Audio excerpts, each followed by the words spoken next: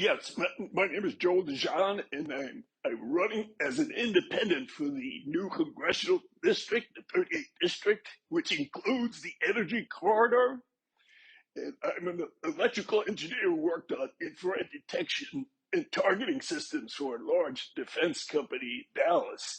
Now, my Republican opponent, who's been endorsed in the primary, the Republican primary by the Chronicle, has called for decarbonizing and a transition from fossil fuels as long as Russia, India, and China go first. Now, his chief endorser, James Baker III, has called for a carbon tax. Now, I was born in the country with the lowest carbon footprint in the entire Western Hemisphere, Haiti. What would decarbonizing, hiking the price of fuel, do to a non-developed country like Haiti, where half the population has no access to electricity? So what would efficiency do to that? And another question, where did this 1.5 degrees target come from? That's 1.5 degrees from the American Civil War to the end of this century. So we have 0.4 degrees centigrade for the next 78 years. Yeah, I was wrapping up. Thank you.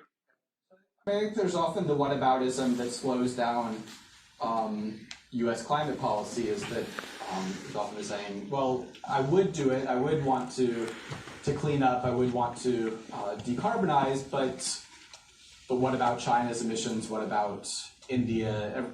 We won't act because we would be, shooting ourselves in the foot. We would be hurting ourselves in the global competition for trade if we act alone and don't get others on board. I think in some ways when we're comparing ourselves to Europe, who've done more than we have, that it doesn't make a whole lot of sense. They've got a much more aggressive emission trading system and taxes and regulations than we do. And I think it's a fair point that the countries like Haiti or so much of the developing world that use less than a tenth as much fossil fuels and less than a tenth as much emissions per person, that having anything to do focusing on cutting emissions there is really short-sighted when the priority needs to be on the largest players cutting emissions. So I think making sure that U.S. policy moves things forward and that charts a way to making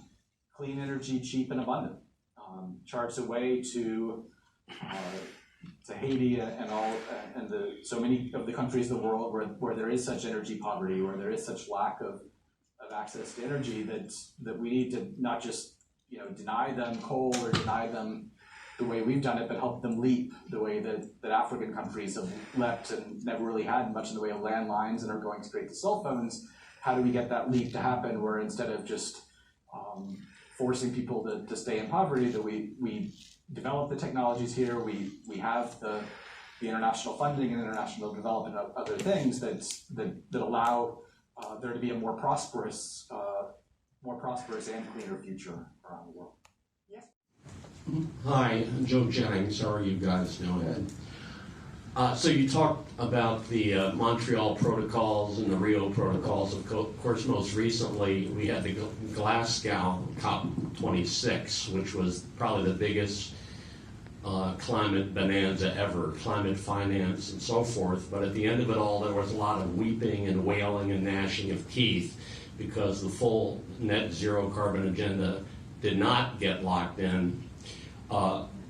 And the two biggest holdouts were, Vladimir Putin of Russia and Xi Jinping of China did not show up, and that sent a signal to many other nations to stand up and challenge the protocols. And at the end of this, President Biden said, do you have a question? Yes, I do, please. Okay, because we're trying to get people through, and we can't handle when the president said Russia and China will have to pay for not showing up, do you think that the zeal by which NATO is pushing for possibly nuclear war against Russia and China might be the payback for them violating London's rules-based order of green? Thank you. a bit of a different take on Glasgow, and I was watching Glasgow summit closely. So Glasgow was the COP, was the climate summit that happens each year as the follow-up.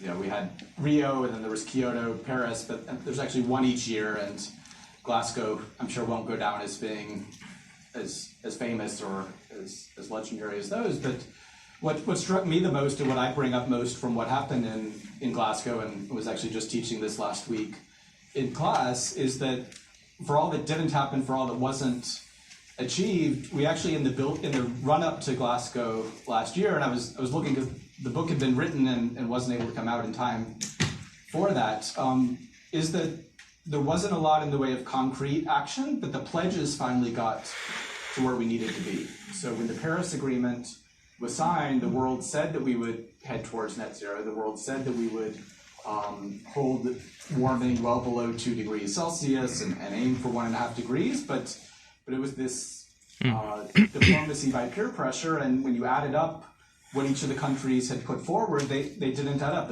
Even if everyone had completely followed all their Paris pledges, which they didn't seem on track of doing, it wouldn't have been, we would still been way, way warmer than the targets were. With Glasgow, the pledges that came in, of course, President Biden issued his pledge ahead of the summit. China pledged to go carbon neutral, I think it's by 2060. Japan increased its ambition. Almost all these with no details. You push things off to 2050, 2060, and it's easy to say them without having concrete plans. So it's not at all clear that takes us any closer to actually getting there. But finally, the goals, finally the mid-century goals are where we need to be. That if we just got a few more, they would actually have bent the curve to that. So now it's more a matter of living up to what's been pledged rather than not having pledged enough in the first place. And I think this might have to be our last question.